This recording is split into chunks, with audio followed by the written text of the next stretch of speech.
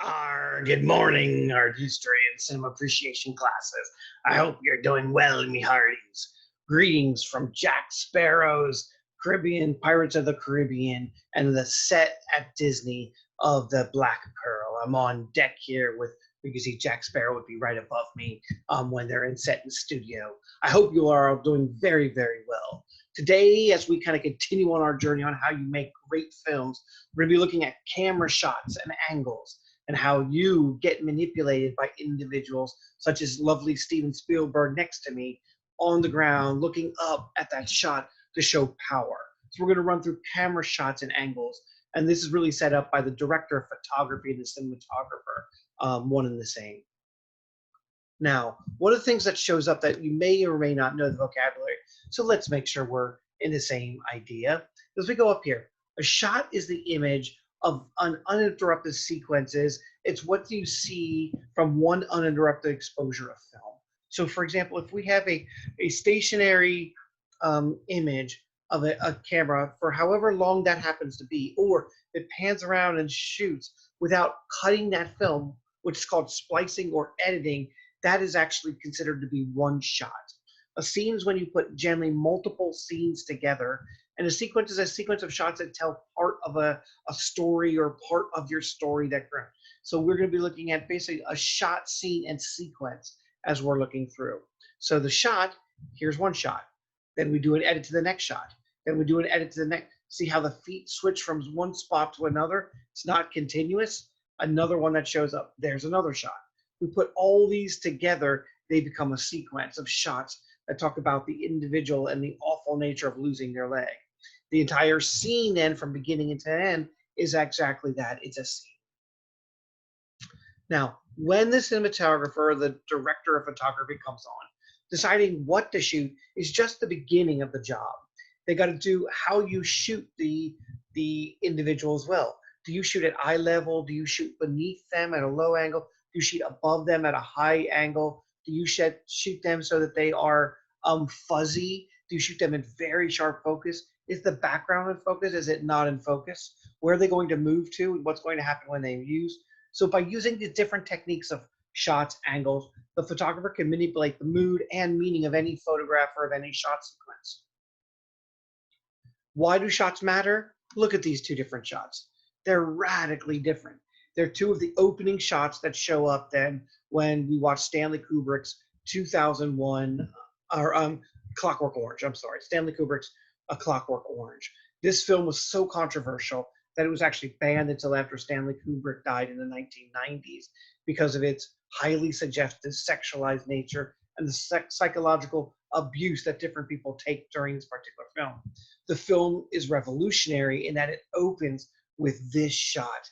This is the first thing you see. So when you come on camera, what you see is not, oh, look over there. We give you my typical establishing shot of the background, the landscape to situate you on. You basically are confronted with this individual. You can see a slightly off kilter already. There is something wrong with this individual.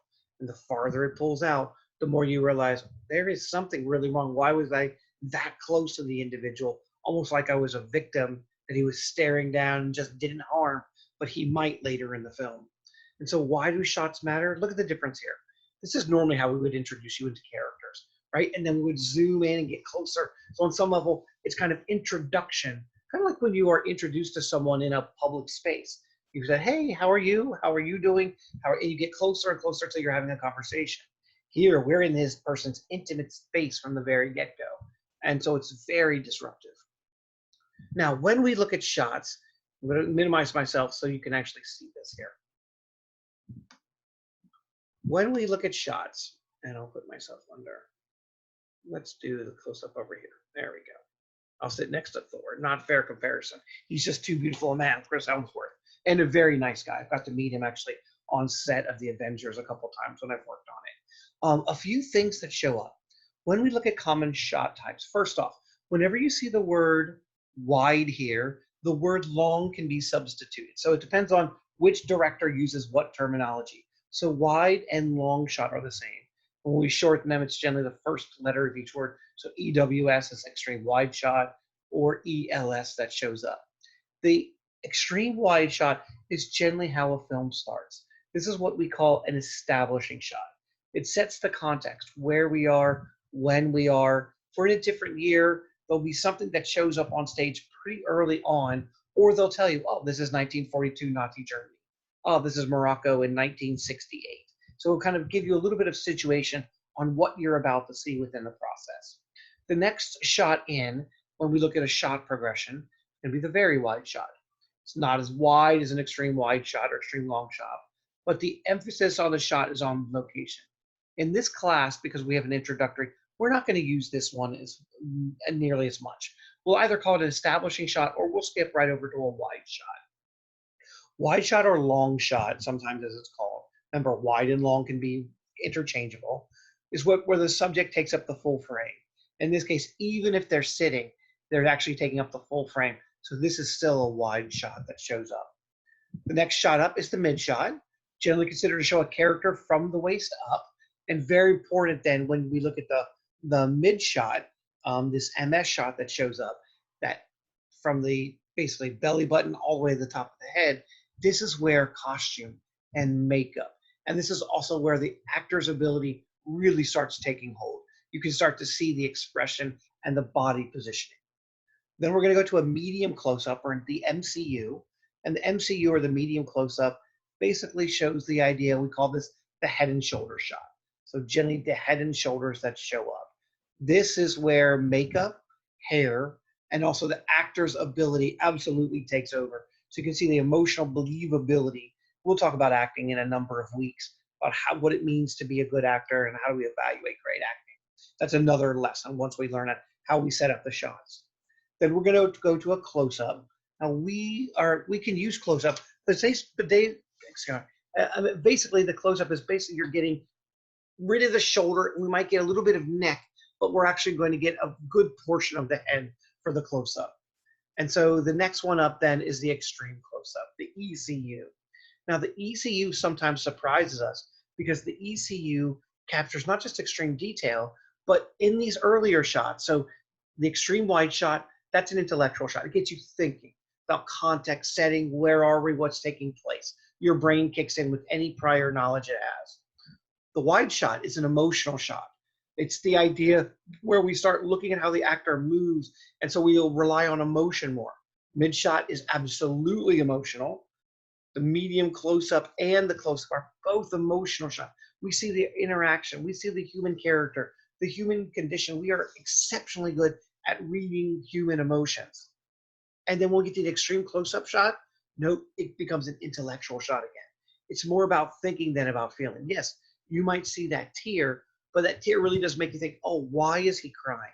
Why are we this close to the actor or actress? So ironically, the closer you get, particularly the extreme close-up, becomes more of an intellectual shot. And the last one is the OTS, the over the shoulder. Basically, you're looking from behind a person to another person. Now, what's nice about the OSS or the OTS, the over the shoulder shot or the over shoulder shot, that's why the OSS. What's nice about this is it's always OSS plus, because we need to know what you're looking at. So we could have an over the shoulder shot that is over the shoulder close-up shot, meaning you're really close and intimate with the individual that you're talking to.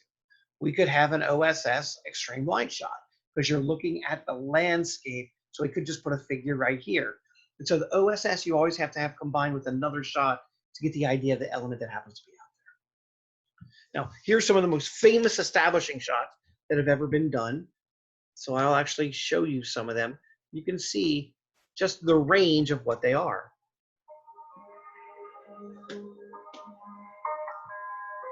Dark Knight, overlooking Gotham. See how large they are. People are a fragment, if they're even in, they're tiny. It sets the setting and the meaning, of what you're going to be looking at and the environment in which you'll be participating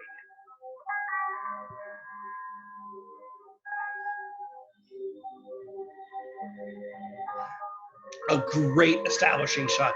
Look at coming over that hill, specifically looking at that area from Lord of the Rings. No, it's almost always a distance that come and introduce you to something else. That's why Stanley Kubrick's A Clockwork Orange, where you start right literally 18 inches from the face of the individual, was really remarkable.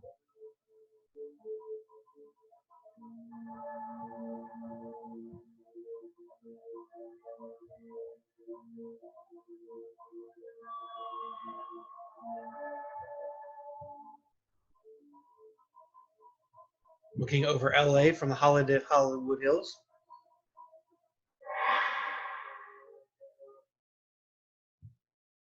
So that's all we're looking at when we look at an establishing shot.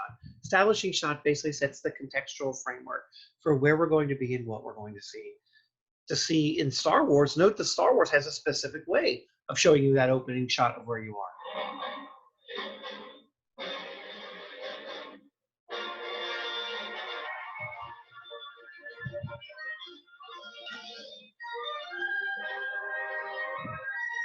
Just listening to that music as I grew up, and this is my favorite movie of all time, makes me happy.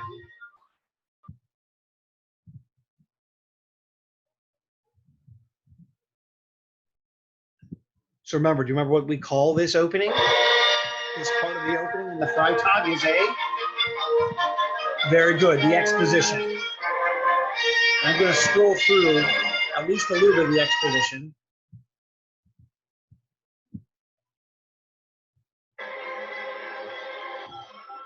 And now what happens? Watch the lovely scroll down. We're situated in space, the giant establishing shot. We're going to scroll on a planet that appears, or a moon in a planet. And now watch what flies overhead. It's almost always spaceships showing you that this is Star Wars. The idea of about it. And look at the size of one of those ships versus the other. I mean, it just keeps going. So you get an idea of the overarching scale of the two fighting forces that are present. Look at the difference there. And that is a great establishing shot. It sets us up where we are. Now, when we look at normal shot progression, TBU is basically the same thing. And a great way of doing it is notice how the Simpsons show up. We're going to have the establishing shot that you see from the very get-go. And that's actually even going to be Springfield, where they're from. We're going to start off with an extreme long shot, move to a long shot, move to the medium shot, move to the close-up, and we're going to get to the extreme close-up, which is much more rare because that's really for the intellectual aspect.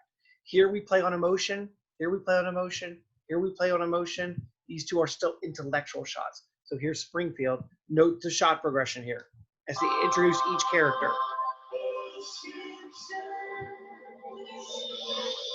Establishing shot. Establishing shot. The extreme long shot.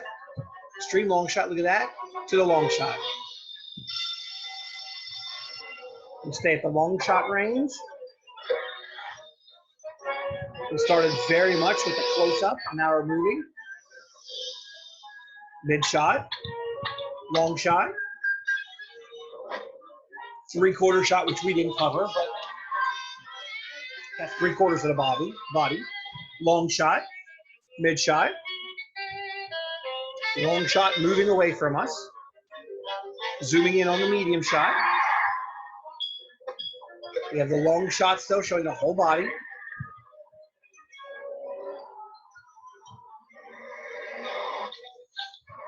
Mid-shot, mid-shot, mid-shot. Long shot coming at us. So even animation is going to manipulate these same elements that show up.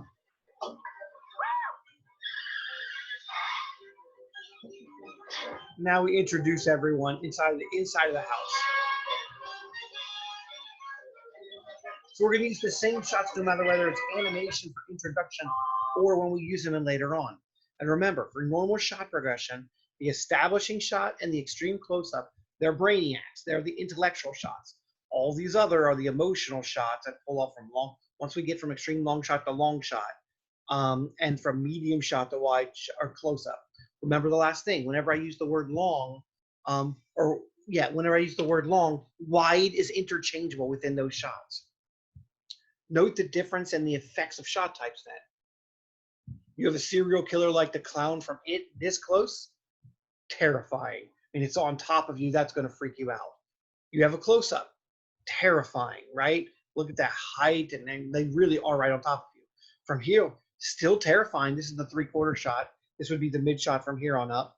The three-quarter shot. Why? It's terrifying, but you still have a chance of escaping.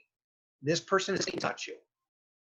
This person is this close. They're 3 feet away. You better be faster than this individual. They can reach out and grab you.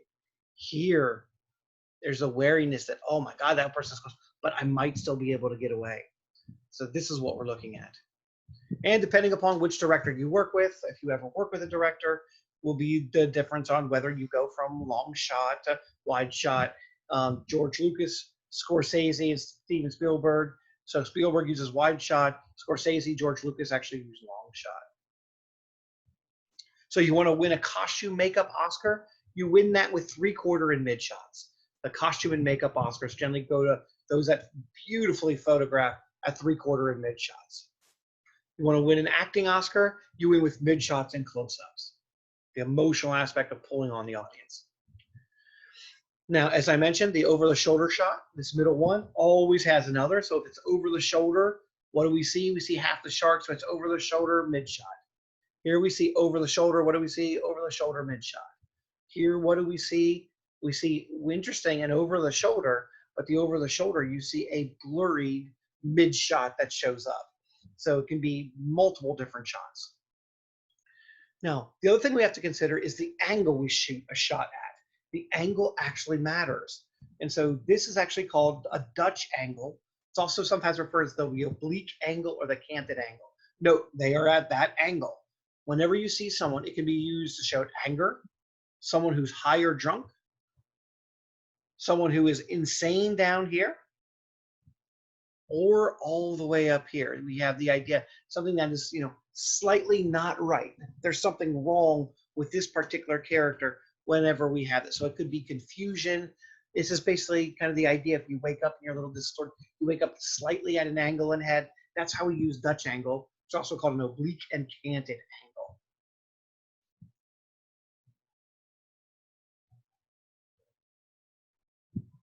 So what is the director, as we look at this, trying to tell you about the subject through the use of angles and camera shots here?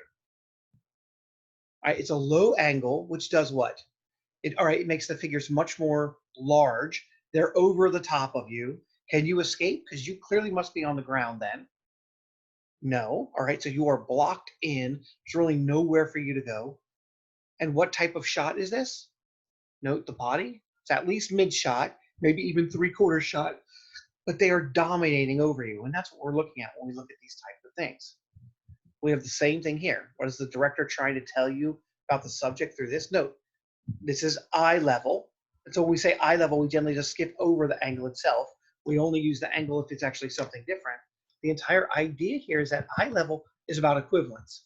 These individuals and you are about to fight to the death, from Martin Scorsese's Gangs of New York from about 20 years ago. Fantastic movie if you have not seen it. But the idea is this overwhelming. And what type of shot is this? We could call this a long shot, but there's so many of them we see the background. This would be an establishing shot. This is an establishing shot before a battle. And I would suggest you run the other way, because damn. This one, from When Harry Met Sally, also about 20 years ago. What do we have? We have mid shot. And with that mid shot, what do we have? We have eye level, right? We are at the same level of these individuals. There's not a power dynamic going on.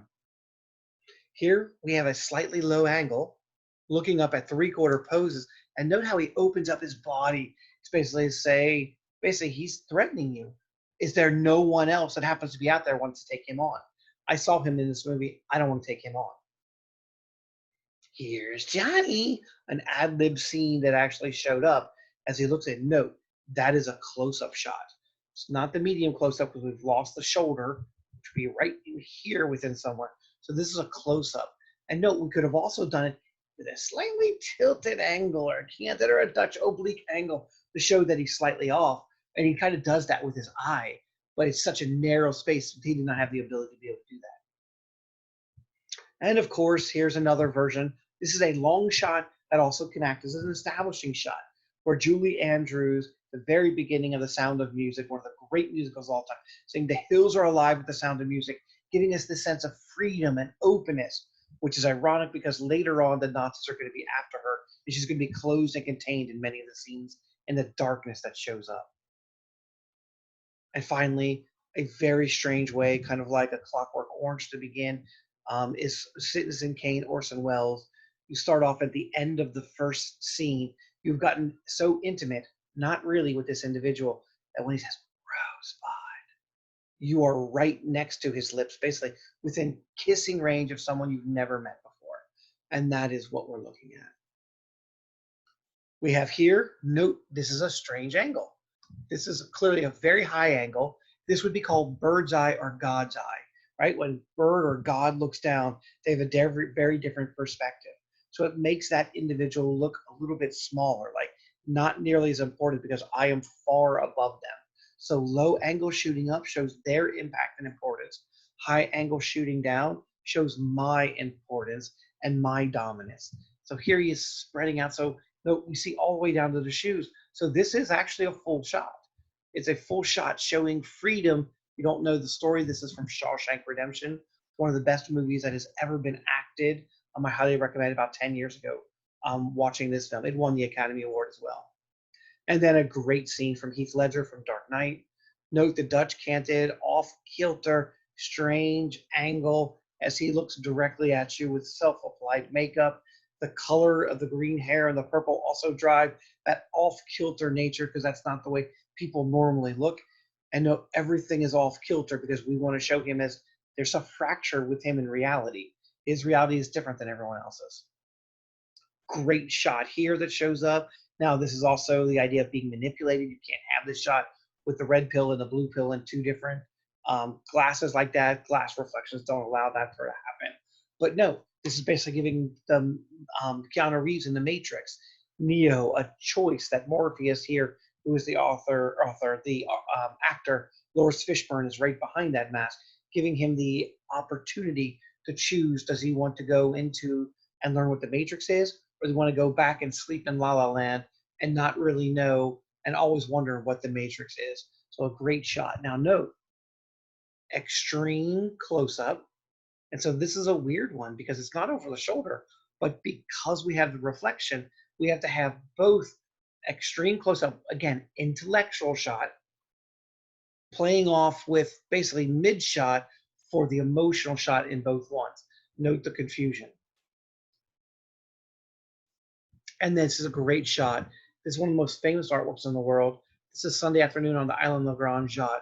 This is from Ferris Bueller's Day Off, where they go to the the Art Institute of Chicago in Chicago, where this particular artwork is. And it gets closer and closer to see the pointless dots.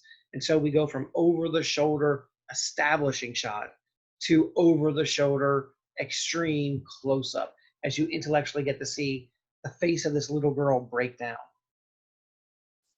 And so when we are doing a shot analysis or a sequence or scene analysis based upon shots, this is what you are going to do. This is basically the storyboard by Saul Bass of Psycho, and they basically shot this scene for scene as they're looking at it. And I should mention that to make sure that you could actually see the scene, I want to go to stop share.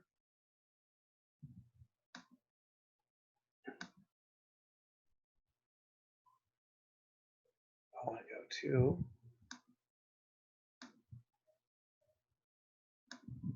note, here's the actual Psycho shower scene with all the removable walls, so you can actually film from all multiple different angles. It took a week, even after the storyboard.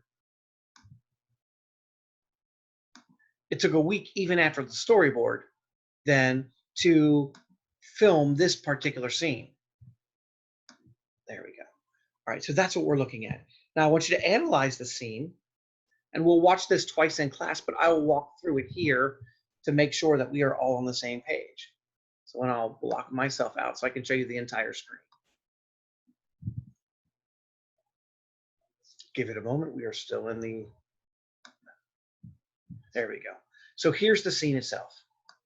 From Psycho, one of the 100 most important films and arguably the greatest scene that's ever been made. She has just embezzled money. So that's something you would have seen earlier in the film. And now she's trying to get away with the embezzled money.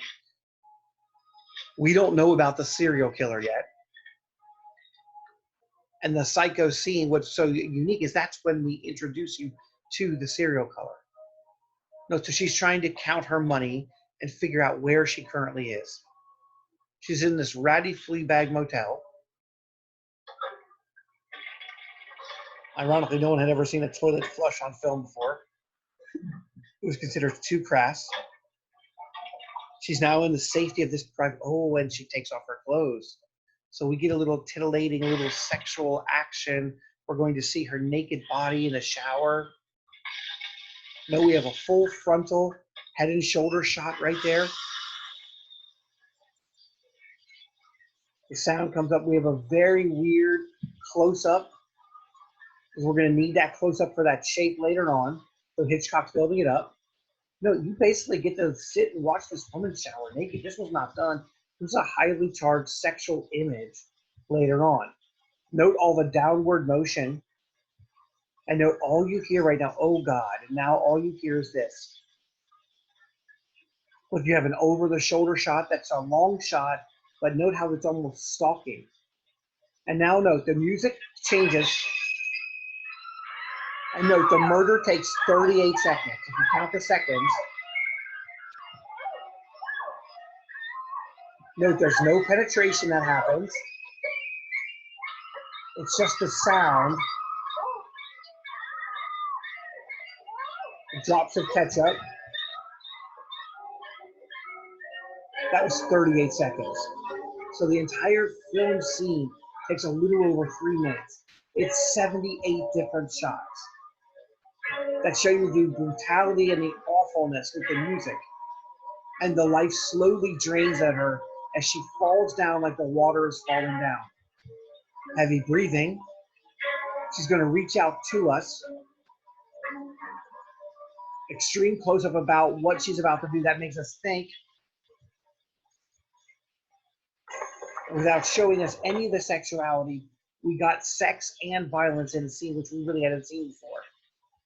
We get a close-up of the feet as the life and the blood drains out of her. And note, drains into a circular area that basically reminds us of the water falling down and washing out like her life is, and a beautiful dissolve into her eye, which she can't blink, right? Because she's now dead. The eye is going to be looking out the door was left open. It'll look all the way up to Norman Bates' house, but this scene cuts off before that.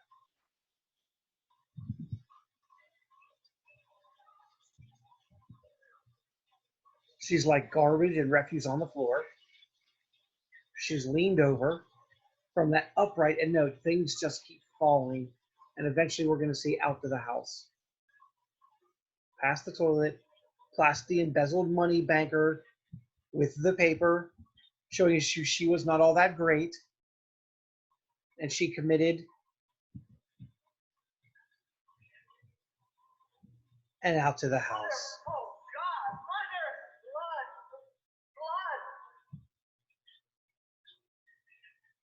So who's the murderer? Is the murderer mother, or is it Norman Bates? We actually don't know throughout this film. We're not sure till the very end. So a beautifully shot film that literally combines the idea of different elements of light, of different shots and angles. Sometimes it's above, sometimes it's below, depending upon who has dominance and power. And that's what the beautiful aspect of that shot is. So if you do a shot analysis of this scene, you'll note my discussion board posting. I write one each week so you can see what a good discussion board posting looks like.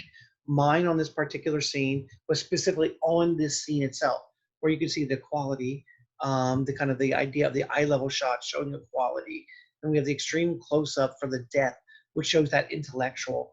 The darkness, this is what the cinematographer has to shoot. Why not show who is actually the murderer? But no, they seem to have a female hairstyle here. So the one thing that happens in Hitchcock's films, such as this, a lot of his actresses really didn't like working with Hitchcock because in scenes that were the climax of a particular scene or sequence or of the entire movie, they didn't get to show their acting so much. Why? Because Hitchcock edits it so much that you don't need to be a great actor to make this. you just tell you to scream someone's attacking you, you're only going to edit it for a fraction of a second to 1 second. You don't need to know all the other images behind it. And that's what we're ultimately seeing. And so as you do your shot analysis, I broke it down into 3 different sequences in this scene. Your sequence of films and your shot may or may not have particular 3 different elements. Mine had before the killing and the sexuality of the murder, then had the actual 38-second murder, then it's got the aftermath of her dying. Your scene may or may not have the beginning, middle, and end. Most scenes do, though, that are great scenes that you may want to analyze. So here's the modern day version of it. And no, it just doesn't lack. All this was done is done shot for shot with Anne Heche later on. No reason to make this movie because Psycho is almost perfect. All they're going to do is add color.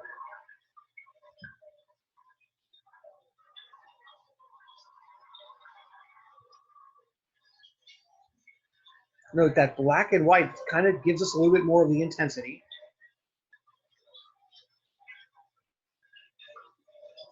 Note it's done exactly the same way, shot for shot.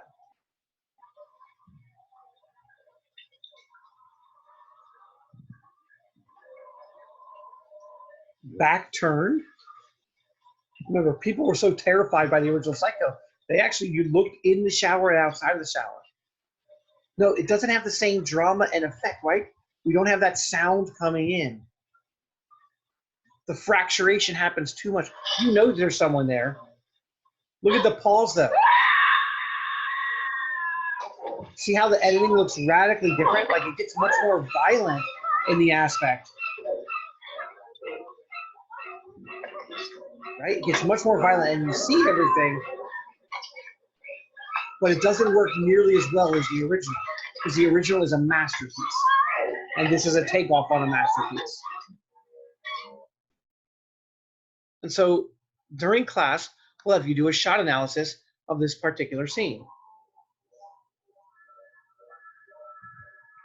Now I'll walk through the scene with you here, but in class we would have gone over this in class. Now this is the beginning of A Clockwork Orange, that very weird scene that I told you. For the way that opens, you normally open with an establishing shot.